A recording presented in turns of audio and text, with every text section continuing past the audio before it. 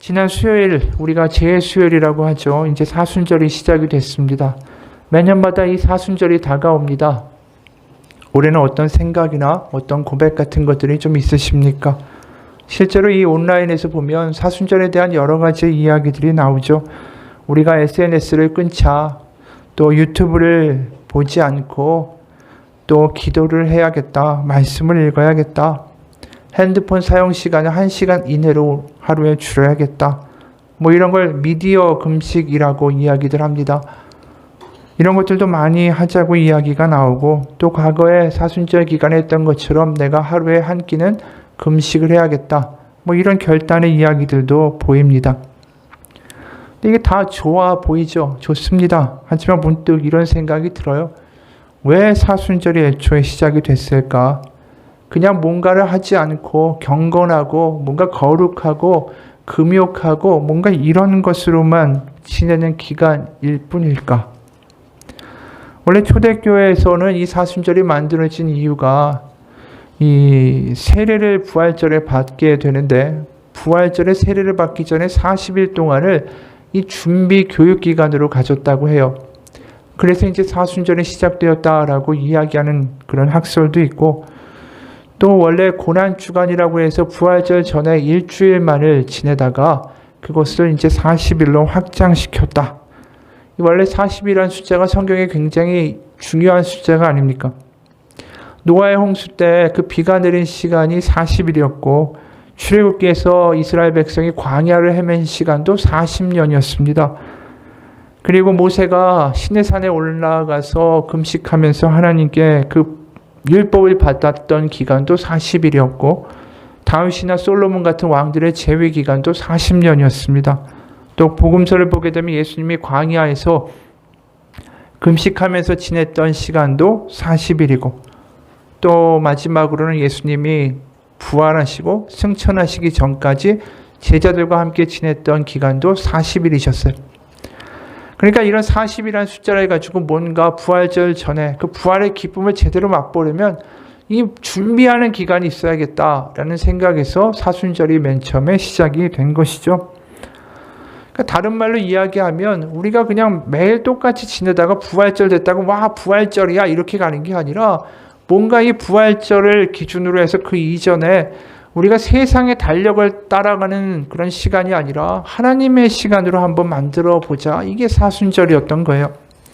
그러니까 신약 당시의 언어로 표현하면 그 사람들이 살던 로마의 달력에 따라서 살아가는 그러한 날짜가 아니라 하나님의 달력에 따라 한번 우리가 하나님의 백성으로 하나님의 나라를 이 땅 가운데 한번 살아보자. 그런 시도가 40일이었다라는 것이죠.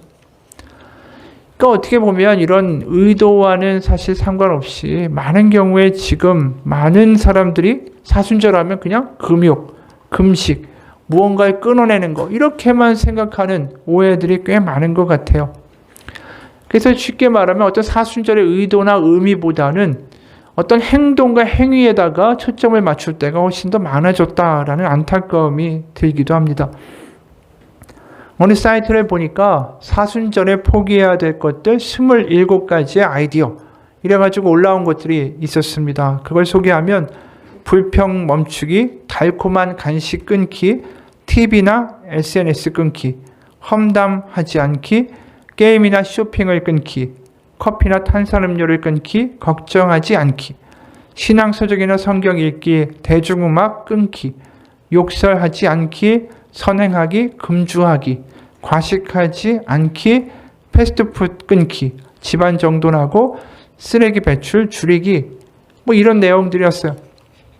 뭐 이런 시도들이 다 좋습니다. 우리가 생활에서 그냥 무의식적으로 습관적으로 하는 행동들을 좀 끊어내고 그 대신에 그 시간에 하나님 떠올리고 하나님께 드리자. 다 좋은 것 같지만, 악한 악습도 끊어내자. 다 좋은 것 같지만 문득 이런 생각이 들어요. 사순절 기간에만 이렇게 하고 다시 원래 삶으로 돌아가서는 도루묵되는 사람들이 너무 많다라는 거예요. 그러니까 사순절 기간에만 막 열심히 기도하다가 딱 지나고 나면 도루묵되고, 사순절 기간에 내가 이거 하지 않겠다라고 하다가 끝나자마자 그냥 해방감에 더 하게 되고, 그러면서 어느 순간 매해 사순절마다 반복만 하고 있는 모습들을 보게 된다라는 것이죠. 이런 반복만 계속된다면 도대체 사순절에 무슨 의미가 있을까? 내가 사순절에 뭘 했었다라는 성취감만이 남고 지나가는 건 아닌가 그런 생각이 듭니다. 어느 미국의 그 교포신문에 이런 기사가 났습니다. 어린 시절의 개근상의 의미는 오기와도 같은 것이었다. 아무리 아파도 내 사전에 결석은 없다. 그런 생각으로 책가방을 메고 오가던 학교, 오기였는지 경쟁이었는지 지금은 가물가물 기억도 안 난다.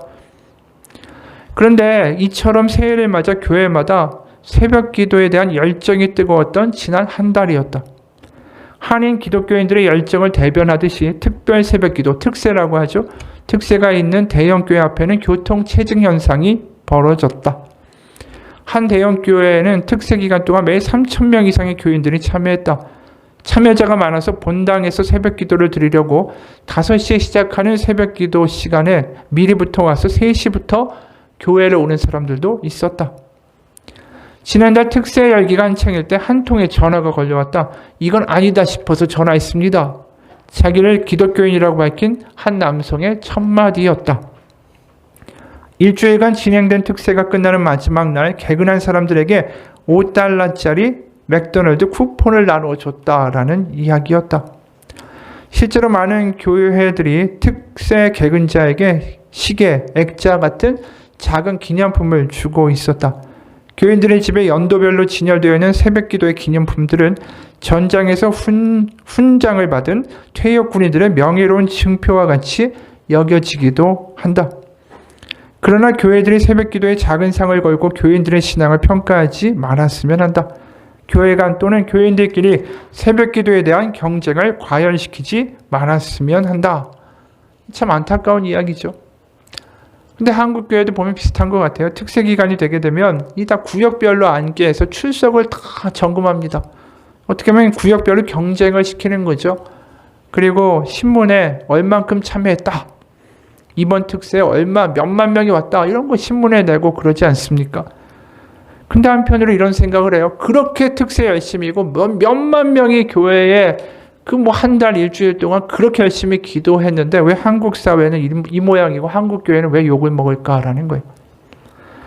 특세나 그런 그 행위 열심들이 뭔가 그들에게 진정한 변화를 일으켰다라고 하면 최소한 이 변화된 기독교인들로 인해서 뭔가 사회가 변화되었다라는 말들이 나와야 하는 것이 맞는 것 아닌가라는 것입니다.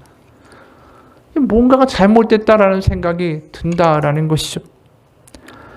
사순절을 지나면서 우리가 해야 되고 경험해야 될 것은 우리가 뭔가 행위를 했고 특세를 했고 뭘 했고 그거에 대한 성취가 아니에요. 사순절을 통해서 우리가 경험하고 고백해야 될 것은 내가 하나님을 더 사랑하게 되었다라는 고백이어야 한다라는 것입니다. 성경을 요약하면 뭐라고 할 수 있는지 우리가 다 알고 있습니다. 예수님이 마태복음 22장에서 이런 말씀하셨어요. 36절부터 40절의 말씀이에요. 선생님, 율법 중에서 어느 계명이 크니까? 예수께서 이르시되 내 마음을 다하고 목숨을 다하고 뜻을 다하여 주 너의 하나님을 사랑을 하셨으니 이것이 크고 첫째 되는 계명이요 둘째도 그와 같으니 내 이웃을 내 자신같이 사랑하라 하셨으니 이 두 계명이 온 율법과 선지자의 강령이니라. 결국 성경을 요약하면 하나님이 바라시는 것이 분명하게 나타난다라는 것이죠. 뭘 하지 않기, 뭘 끊어내기, 이거를 말씀하시는 게 아니라 결국 그 모든 행위는 뭘 이루기 위하여 하라고 하시는 것입니까? 하나님을 사랑하고 이웃을 사랑하는 것, 사랑을 이루고자 하는 것입니다. 그러니까 행위에 집중하는 게 아니라 율법을 통해서 하나님이 이루고자 하시는 것은 그 율법을 받은 이스라엘 백성들이 결국은 뭘 이루기를 원하신다고요? 이웃을 사랑하고 하나님을 사랑하게 더 되었는가? 그것이 하나님의 진정한 율법의 목적이고 하지 말라는 것의 도착점이라는 것이죠. 성 프란시스라고 우리가 그 유명한 평화의 기도 알고 있죠. 거기를 쓰고 또 지금도 프란체스코 교황이라고 부르는 그 프란시스라고 불리우는 그 수사가 있습니다. 그 한 번은 그가 제자들과 함께 40일 금식 기도를 하게 됐어요. 그런데 제자 중에 한 사람이 이렇게 말했습니다. 선생님, 그냥 금식하는 것은 너무 쉬운데 우리가 주님 사랑하는 것을 더 확고하기 위해서 죽을 써다가 앞에다 놓고 기도하면 어떨까요? 이게 중세 때 얘기니까 이럴 만도 했을 것 같아요. 그러니까 죽을 매에 있어서 금식하는 자리 앞에다 갖다 놓고 그 눈앞에 보이는 죽을 보면서 그걸 이겨내면서 우리가 기도하자라고 했던 거예요. 한 20일쯤 지났습니다. 한 제자가 너무 배가 고픈데 앞에 죽이 있으니까 기도가 안 되니까 그냥 확 잡아서 먹어버린 거예요. 그러니까 제자들이 다 일제히 화가 나는 것입니다. 왜냐하면 여태까지 20일 동안 얼마나 수고하면서 지금 절반까지 왔어요. 근데 그걸 다 먹어버리니까 그걸 다 수포로 만든 거 아닙니까? 그러니까 이 스승님이 어떻게 말을 할까? 다 일제히 성 프란시스를 바라봤습니다. 근데 프란시스가 어떻게 했냐면 자기도 자기 앞에 있는 죽을 가져다가 다 먹어버리는 거예요. 제자들이 깜짝 놀랐습니다. 의아한 눈동자로 서로를 바라보고 있을 때 그 스승이 이렇게 말했어요. 형제의 허물을 덮어주지 못하면서 하는 금식이 무슨 하나님의 영광이 되겠는가? 차라리 죽을 먹으면서 서로 화목하는 것이 하나님이 원하시는 것이다. 맞죠? 40일의 금식을 해야 되겠다. 이걸 이뤄야겠다. 그 생각에 지금 제자들은 다 몰두해 있었다라는 것입니다. 그런데 지금 이 스승은 정확하게 아는 거죠. 이 금식을 하고 뭘 하는 모든 행위의 결국 목적은 뭐냐면 하나님 사랑, 이웃 사랑을 더 할 수 있게 되는 것이다라는 걸 안 거예요. 그러니까 사순절을 지나면서 우리가 경험해야 될 것은 내가 무엇을 했다. 하나님 앞에서 제가 이것을 했습니다가 중요한 게 아니라 내가 뭔가 하나님 안에서 변화되는 것이다 라는 것이죠. 실제로 교회도 건축하고 어떤 봉사도 하고 헌금도 하고 헌신도 하고 다 좋습니다. 그러나 그 동기가 내가 하나님을 사랑하고 이웃을 사랑하기 때문에 하는 것이라면 그게 좋은 거예요. 어디서 이런 말을 하는 걸 들었어요. 2월부터는 일주일 특세를 갖도록 하겠습니다. 포기하는 것도 작은 포기부터 시작해야 되고 결단하는 것도 작은 결단부터 해서 그것을 성취해보는 성취감을 가져야 믿음이 자랍니다. 신년 특세 때 불었던 기도의 열기가 또 다른 중보기도로 이어지길 바랍니다. 이번 중보기도의 주제는 스릴 있고 성취감 넘치는 중보기도입니다. 이 말을 들으면서 좀 이상하지 않으세요? 우리가 기도하고 우리가 헌신하는 이유가 성취감을 느끼기 위해서입니까? 내가 무언가를 했다, 이루었다, 하나님 안에서 뭔가를 해냈다라는 성취감, 만족감 때문에 하는 것입니까? 전에도 한번 이런 이야기를 들려드린 적이 있어요.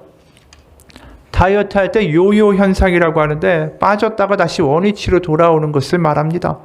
사실 신앙에도 그런 요요 현상들이 너무 많은 것 같습니다. 은혜 받고 뜨겁고 하지만 다시 원래대로 금방 돌아가는 것 말이죠. 저도 은혜를 받고 그때는 정말 성령 충만해서 누가 날 만지면은 막 손이 달 것 같이 뜨거웠습니다. 새벽기도 당연히 하루도 안 빠지고 새벽기도에서 나보다 더 오래 기도하는 분 없어야겠다. 그래서 끝까지 권사님들보다 더 오래 기도하는 기도 배틀까지 했습니다. 교회에서 모두 다 가고 내가 맨 마지막이 될 때까지 늘 기도했다라는 것이죠. 그렇게 저는 영적 욕심이 많았습니다. 그런데 나중에만 깨달았습니다. 그것이 영적으로 자기 숭배를 하고 있던 거구나. 자기 성취와 자기 만족을 찾고 있었던 거구나. 그게 율법주의고 그게 바리새인 같은 거구나.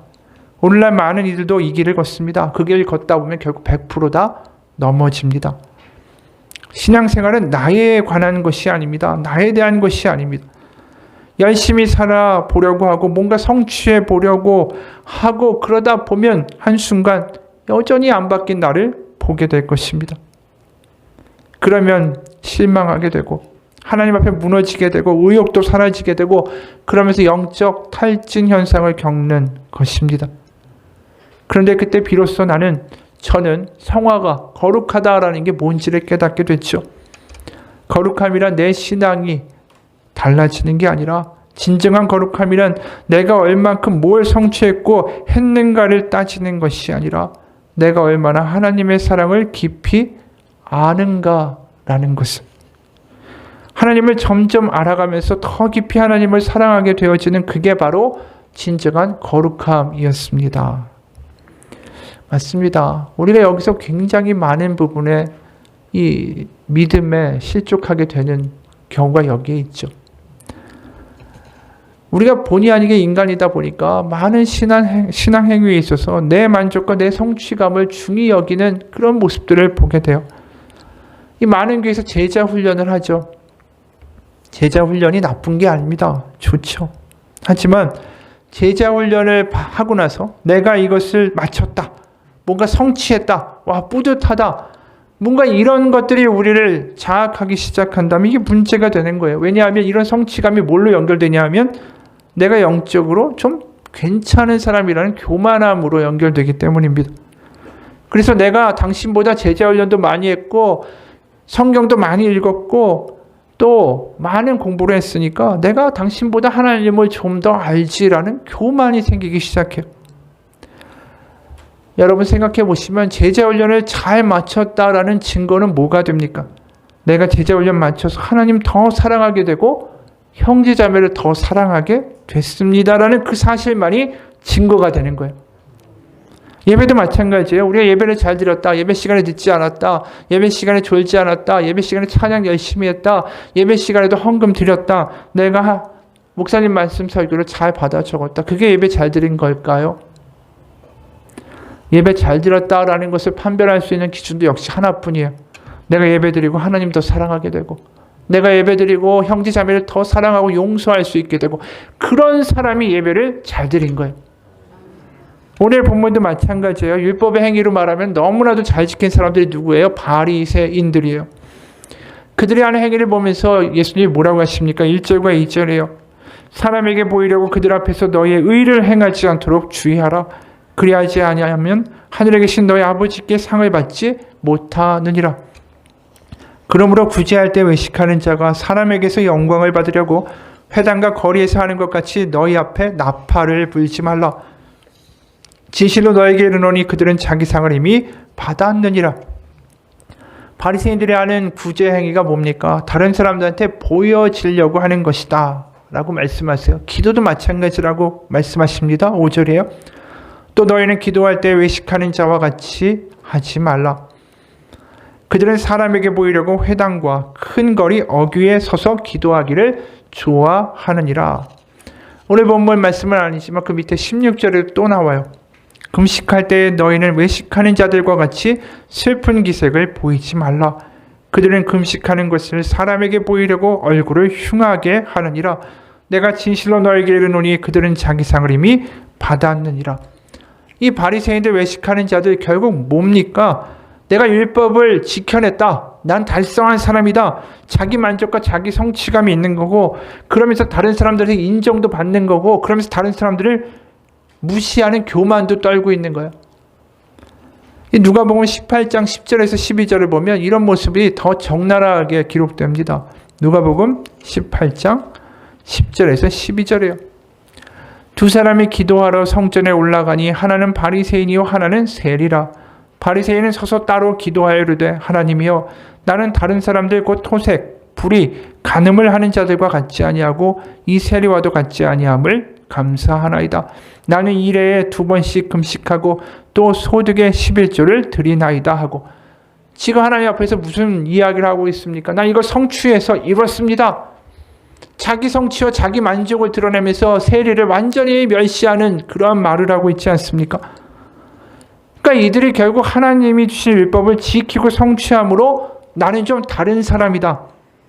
나는 뭔가 성취해냈다. 그러면서 자기 의와 자기 만족과 자기 사랑만이 더 강해진 거예요.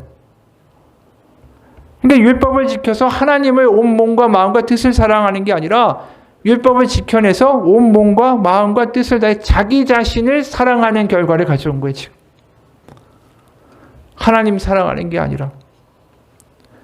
여러분 모든 우리가 아는 신앙에서의 행위와 모든 것들은 사랑으로 시작해서 사랑으로 끝나야 됩니다. 사랑이 동기가 돼야 된다는 거예요. 그게 가장 중요한 거예요. 나머지는 의미가 없어요. 하나님이 기억하지 못하신다라는 거예요. 내가 아무리 뭘 해도 그게 사랑의 동기고 사랑으로 한 것 아니라면 나중에 하늘나라에 가서 하나님 앞에 뵀을 때 난 네가 한 것을 전혀 알지 못한다라는 결론에 이르게 된다라는 것입니다. 어느 목사님이 이런 이야기를 해요. 노숙자들을 위한 사역을 하면서 취사 장비를 실은 차가 노후돼서 큰 사고가 날 뻔한 이후에 하나님께 기도했습니다. 하나님, 서울역에서 술이나 먹고 인생을 허송세월하던 노숙자들이 이제 예수님 믿고 거듭나서 과거의 자신들과 같은 이들을 돕고자 이렇게 헌신하는데 하나님, 차가 노후돼서 교통사고로 누구라도 죽거나 다치면 되겠습니까?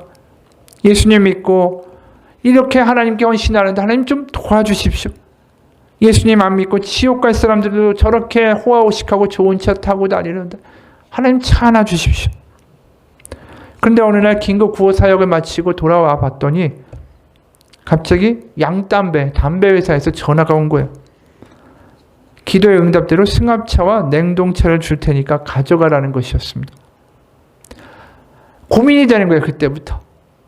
공동체 식구들이 다 와서 의논하는데 여기가 술 때문에 담배 때문에 망한 사람들 돕고자 하는 곳인데 그리고 우리 기독교 단체인데 어떻게 양담배 회사에서 주는 차를 받을 수가 있겠는가? 일부는 하나님이 주신 거니까 받아 써야 되지 않겠느냐? 그래서 우리 기도해보자. 그래서 기도했어요. 근데 하나님께 기도하는 와중에 이분이 이걸 깨달은 거예요. 사무엘상 17장에 보면 다윗과 골리앗의 싸움이 나오는데 다윗이 물맷돌로 골리앗을 기절시킨 이후에 골리앗의 칼을 빼서 골리앗의 목을 베었다라는 장면이에요. 그걸 보면서 이분이 깨달은 거예요. 아, 도구가 중요한 게 아니구나. 하나님의 뜻, 하나님의 사랑, 그것을 이루는 것이 더 중요한 거구나. 율법으로 말하면 2차 받으면 안 되죠. 그런데 사랑을 이루고자 하는 것이 동기라면 그것도 상관이 없다라는 거예요. 우리가 남미에 가보면 참 여러 가지 일들을 많이 보게 되는데 어떤 분이 남미에 갔다가 이런 모습을 봤어요. 교회에서. 그 남미에는 포도주를 구하기도 힘들고 포도주스는 그렇게 존재하지 않은 곳도 많았다. 심지어 콜라도 그들에게는 굉장히 사치스러운 음료였다. 그곳 선교사님은 나에게 성탄절 아침에 아이들이 받는 2가지의 특별 선물이 뭔지를 말해주었다. 그것은 고기와 콜라였다. 그래서 교회의 어른인 신자들도 예배 성찬식 때 포도주 대신에 콜라를 사용하는 이유가 가장 훌륭하고 가장 좋은 것을 사용하고 싶어서였단다. 실제로 그날 우리는 주님 안에서 마음껏 즐거움을 누렸고 주님은 우리 가운데 계셨고 가난의 한복판에서 예배는 풍성했다. 성찬식을 콜라로 하다니 이런 불경한 이렇게 이야기할 수 있어요. 그런데 뭐가 중요할까요? 사랑이 중요하다라는 거예요. 우리의 신앙생활의 동기는 뭡니까? 하나님을 사랑하고 이웃을 사랑하고. 왜요? 하나님이 우리를 그렇게 사랑하셨기 때문에. 우리가 하나님께 복 받으려고, 벌 받지 않으려고, 우리의 기도의 응답을 받으려고 그런 것으로 신앙생활의 동기가 된다면 너무 안타깝지 않습니까? 우리가 하는 신앙생활의 모든 동기가 예배하고 찬양하고 말씀 읽고 기도하는 이유가 동기가 사랑이 되기를 축원합니다. 우리가 하나님의 아들 예수 그리스도 마찬가지 아닙니까? 생각해 보세요. 그 당시에 죽으시는 십자가가 어떤 형벌입니까? 최악의 아주 그 사회 피라미드의 맨 마지막에 있는 노비들이나 아니면 이 반역자들이 달리는 형벌이 십자가였어요. 왜냐하면 너무 끔찍하고 처참하고 죽는 시간이 오래 걸리기 때문에 고통스러운 형벌이라 귀족이나 평민 이상은 절대로 받을 수가 없는 형벌이 십자가형이었습니다. 근데 생각해보면 예수님이 이 땅에서 반드시 죽으셔야만 했다면 십자가 형벌 말고 다른 것도 있지 않았을까요? 왜 굳이 세상에서도 가장 모욕받고 천시받고 저주받고 고통스러운 저 십자가를 선택하셨을까? 그 이유는 하나뿐이죠. 하나님이 한 가지 생각, 우리를 살리고자 하는 생각밖에 없었기 때문이죠.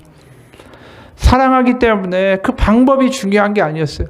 그 모욕도 수치도 방법도 그것보다 사랑하기 때문에 바로 하나님의 사랑이 동기였기 때문에 그 일을 행하셨다라는 것이죠. 가리시지 않은 거예요. 우리가 신명기 7장 7절에서 9절을 봐도 비슷한 이야기가 나옵니다. 신명기 7장 7절에서 9절 여호와께서 너희를 기뻐하시고 너희를 택하심은 너희가 다른 민족보다 수요가 많기 때문이 아니니라. 너희는 오히려 모든 민족 중에 가장 적으니라.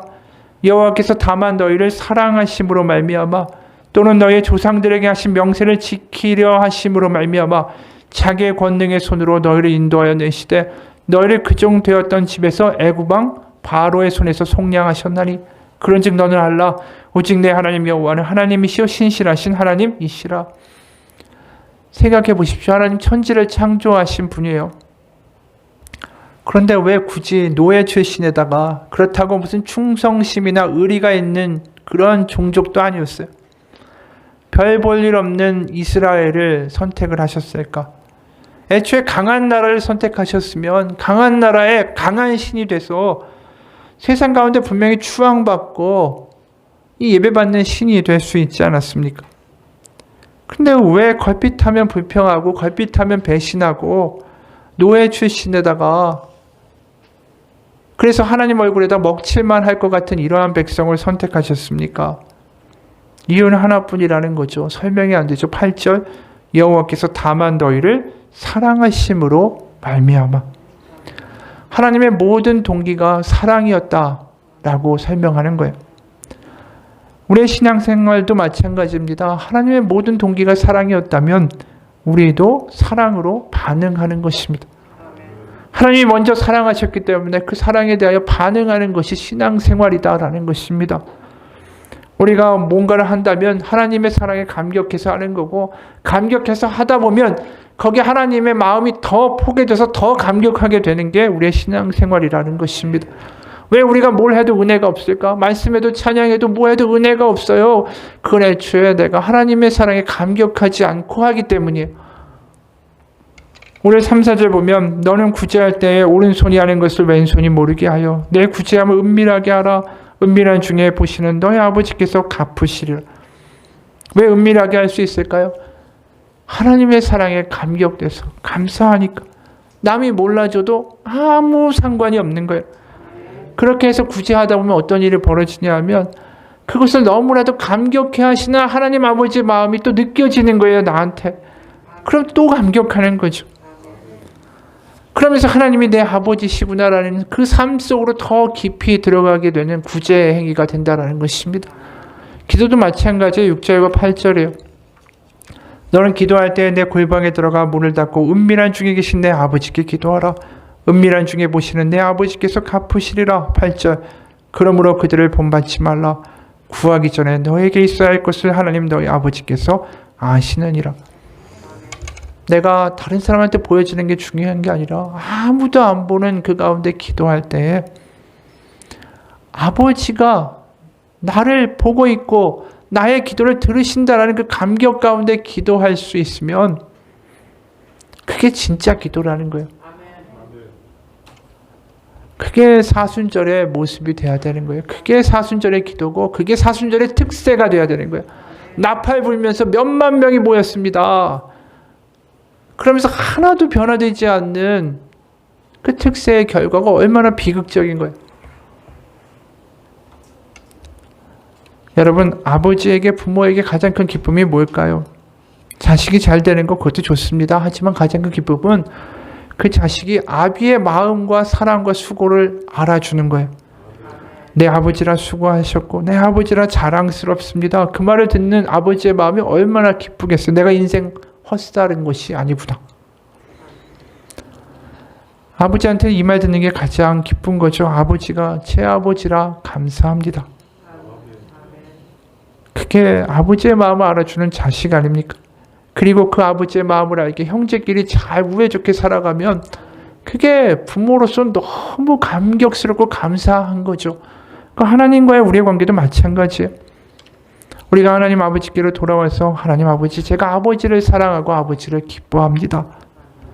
이 고백을 하면 하나님이 얼마나 기쁘시겠어요. 와가지고 하나님 이거 이루어주시고요. 이거 해주시고 저거 해주시고 하나님 왜 이거 안 들어주시고 따지고만 있으면 그렇게 따지는 자식을 보면서 우리가 어떤 생각이 들어요? 답답하잖아요. 그게 아니라 하나님 아버지 제가 아버지 감사하고 기뻐하고 사랑합니다. 그리고 그 감격 때문에 또 우리 형제, 자매, 이웃들과 함께 복되게 살아간다면 그게 하나님이 가장 원하시는 거죠. 그게 우리가 읽었던 성경의 전부예요. 너의 마음과 몸과 뜻을 다해 내 하나님을 사랑하고 내 이웃을 내 몸과 같이 사랑하라. 이게 사순절이 우리에게 이루라고 하는 것이죠. 내가 뭘 이뤘고 성취했고 내가 기도 많이 했고 많이 드렸고 그래서 내가 너보다 낫다. 이거 얼마나 비극적인 결과예요. 나는 특세를 다 했고 나는 다 완주했고 하나님께 복받을 자격이 있고 하나님께 매달렸으니까 하나님 응답해 주셔야 되고 이게 뭐 하는 것이냐라는 것이죠. 우리가 사순절 기간 안에 하나님의 사랑을 더 알고 내가 하나님을 더 사랑하게 되고 내가 이웃을 더 사랑하고 용서할 수 있게 되고 그럼 그것만큼 완벽한 사순절이 어디 있겠어. 누가복음 15장 탕자에 비해서 탕자가 아버지에게 얼마나 모욕과 수치를 줬습니까? 아버지 살아계시는데 나 죽은 셈 칠 테니까 유산 달라고 하고 먼 곳에 가서 호랑방탕하게 다 써버렸죠. 그런 탕자가 다시 아버지께 돌아갑니다. 그런데 그 탕자가 정말 나는 죄인이라고 생각하고 갔을 때에 아버지가 어떻게 합니까? 기쁨으로 옷을 입히고 반지를 끼워주고 잔치를 벌입니다. 그럼 그 탕자가 그 아버지에게 이제 무슨 말을 할 수 있겠어요? 자기는 아버지를 아버지라고도 부를 수 없는 죄인인데 그냥 아버지 볼 때마다 아버지가 제 아버지라 감사합니다. 그거밖에는 그 탕자의 마음에 없을 거예요. 아버지라고 부를 때마다 눈물이 날 거예요. 왜? 자신은 아버지를 죽은 셈 쳤는데 그 아들을 다시 맞아주는 아버지를 바라보면서 내가 어떻게 감히 아버지를 아버지라고 부를 수 있겠습니까? 라고 생각 들지 않겠어요? 아버지라는 그 단어 뱉는 그 순간에 바로 하나님, 아버지와 우리가 그 끈끈하게 연결되는 거, 그게 사랑 때문이에요. 결국 하나님의 사랑. 그 마음을 회복해야 되는 것이 사순절입니다. 그렇게 예배해야 되고 그렇게 기도해야 되고 그렇게 찬양해야 되는 것이죠. 내가 뭘 끊어내고 뭘 하고 뭘 하겠다, 뭘 어떻게 하겠다 이게 중요한 게 아니라는 거예요. 로이스 존스 목사님이 이런 이야기를 했습니다. 기독교는 내가 무엇을 행하느냐 행하지 않느냐의 문제가 아닙니다. 기독교는 내가 다른 사람보다 얼마나 더 나으냐 아니냐의 문제도 아닙니다. 기독교는 내가 이전보다 얼마나 더 변화되고 나아졌는가의 문제도 아닙니다. 기독교는 절대로 그런 게 아닙니다. 그러니 모든 것을 잊고 그리스도를 바라보십시오. 그러면 그분의 흠없고 완전한 의가 보일 것입니다. 여러분이 그분을 믿으면 그분의 의가 여러분에게 주어지고 여러분은 그의 의를 잊게 될 것입니다. 이 이야기가 무슨 이야기입니까? 저 십자가, 그리스도 예수 그리스도의 십자가에 드러난 하나님의 사랑, 이렇게 흠 많고 이렇게 변덕 많고 이렇게 엉터리 같고 하나님 없이 살아가는 이 내가 하나님 앞에 돌아갔을 때 다시 나를 받아주시는 그 아버지 앞에 항복하고 그 복음을 바라보면서 그 하나님의 십자가의 의를 바라보면서 십자가의 사랑을 바라보면서 그 복음을 다시 맛보고 그 앞에 엎어지는 것, 그러면서 하나님 아버지라고 고백하는 것, 그게 기독교의 전부라고 이야기하는 거예요. 우리가 그 복음을 다시 맛보고 살아간다면 올해의 사순절은 과거와 똑같을 수가 없을 것입니다. 기도를 해도 찬양을 해도 말씀을 읽어도 다를 거예요. 그게 우리의 삶 속으로 주님이 들어오시는 길입니다. 오늘 사순절 묵상 노트를 아까 말한 대로 배부를 했죠. 이게 우리의 사순절 기간 동안 말씀을 듣고 묵상하면서 기록하자라는 것입니다. 이거 강요하는 게 아니라 하나님의 사랑에 반응하는 삶으로 하나님이 우리의 삶 속으로 들어오시는 그 경험을 여러분 가운데 초대하고 싶기 때문입니다. 이 마지막으로 한 이야기 하죠. 어느 집에 강도가 갑자기 들었대요. 몹시 초췌한 강도는 식구들을 모두 한 곳에다가 몰아넣은 다음에 온몸을 묶어버리고 집안을 뒤지기 시작합니다. 근데 유일하게 그 집의 막내 아들만큼은 묶지 않았어요. 왜냐하면 단순한 한마디의 말 때문이었습니다. 이 강도가 들어왔을 때 이 막내 아이가 뭐라고 그랬냐면, 형, 우리 집은 돈이 별로 없어. 이 막내 아이가 얼떨결이지만 이 강도를 형이라고 부른 거예요. 이 모두가 강도를 보면 이 겉으로는 떨고 속으로는 증오를 보내는데, 이 천진난만한 막내가 그냥 강도를 자기보다 좀 나이가 많은 형이라고 봐준 거예요. 그래서 차마 묵지를 못했어요. 그랬더니 강도가 막내를 묵지 않은 대신에 이곳저곳 문을 열도록 시켰습니다. 막내는 강도를 졸졸 따라다니면서 이 알아본 거에 사실은 그 강도가 몹시 떨고 있다라는 거. 그래서 막내가 말했습니다. 형, 떨려? 나 신고 안 할 거야. 형, 근데 길 가다가 혹시 형 만나면 아는 체 해도 돼? 강도는 당연히 안 돼, 임마. 이렇게 이야기하죠. 그 말에 아이가 알았어. 나도 그 집은 알아. 이런 대화가 이어지다가 어떻게 됐을까요? 결국 강도가 가족들을 털끝 하나 건드리지 않고 그대로 집을 나갔어요. 왜 그랬을까? 막내 때문에 이 강도가 가족이 돼버린 거야. 그 순간 더 도둑질을 할 수가 없게 된 거죠. 이 막내가 이 강도를 하나의 사람으로, 인간으로, 가족으로 대접했기 때문이에요. 여러분, 이 관계가 중요한 거예요. 우리가 하나님의 자녀가 되고 하나님이 내 아버지가 된다라고 하면 우리의 삶은 변화될 수밖에 없어요. 변화되어야 된다. 이렇게 해라가 아니라 하나님이 내 아버지라는 관계가 믿어지고 그 사랑 가운데 거할 수 있고 그 안에 살아간다면 하지 말라고 해도 하게 돼 있어요. 왜요? 은혜에 감사해서 반응하고 순종하고 찬양하고 예배할 수밖에 없는 거죠. 그래서 이 사순절에 우리 특세해야 됩니다. 기도해야 됩니다. 말씀 읽어야 됩니다. 예배 잘 드립시다. 이런 식으로 얘기하고 싶지 않습니다. 우리 사순절 기간에 하나님의 사랑을 더 알아갑시다. 그리고 그 사랑에 반응합시다. 어느 분이 이런 경험담을 이야기해요. 몇 년 전에 첫 아이가 태어나고 몇 달 되지 않았는데 나는 완전히 지쳐 있었다. 내 삶과 내 몸이 조그맣고 사랑스러운 이 작은 아이, 작은 독재자의 점유물이 되어버린 것 같았다. 처음으로 엄마가 되는 경험 외에도 내 인생은 그 당시에 여러 가지 일 때문에 격변과 혼란의 소용돌이었다. 그때 신부님을 만났다. 나는 그 신부님에게 사순절 동안 내가 뭘 포기해야 되는가 모르겠다라고 한탄했다. 나는 너무 힘든 상태였기 때문이었다. 신부님은 나에게 이렇게 말했다. 꼭 뭘 포기하지 않아도 돼요.